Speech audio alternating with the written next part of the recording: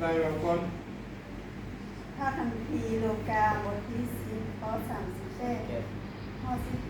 12พระเยซูเจ้าเยี่ยมยามมาทาและมารี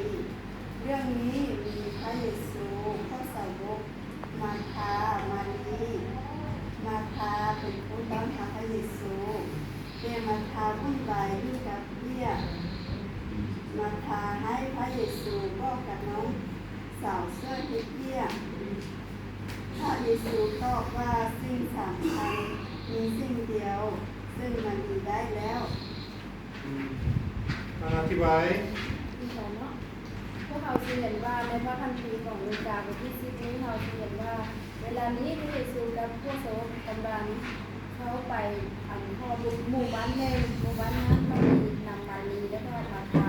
แล้วสองไอ้เอื้อนน้องนี้ก็ได้ต้องพักเอาพระเยซูกับสาวกเข้าไปในเรือนเนาะและเราได้เห็นว่าในเวลานั้นมาทาเป็นเอื้อยแล้วเราก็เทข้าวปลาอาหารให้ทุกคนกินแล้วเวลานั้นพระเยซูก็ได้สอนพระคัมภีร์ให้พวกที่ตามพระเยซูไปแล้วนางมารีเป็นน้องสาวเราได้ไปนั่งอยู่ใกล้ๆพระเยซูแล้วก็ฟังพระเยซูเทศนาแล้วเขาเห็นว่านางมาทาก็เลยมาหรือว่ามาเว้ากับพระเยซูว่าให้พระเยซูก็ให้น้องสาวไปใส่เราเป็นเบี้ยเพราะว่าเราวุ่นวายกับการเฮ็ดเบี้ยแล้วพระเยซูก็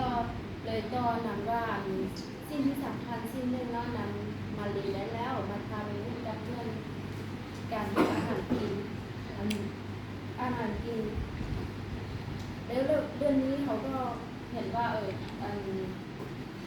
นำมาทานนี้เราร่วมกับเรื่องการกินเพราะว่านำมารีนี้เราใส่ใจกับสิ่งที่พระเยซูเขาสอนเห็นไปการปฏิบัติอันนี้ใส่สั้นนะ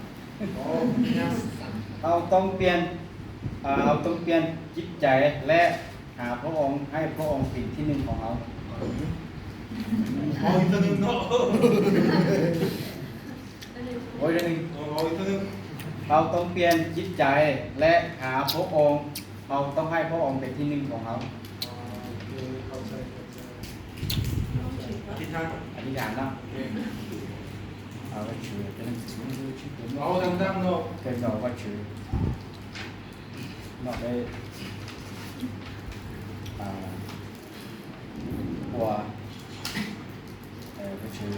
เราได้สุดตัวหัวที่สั่งเราcái sinh mạng do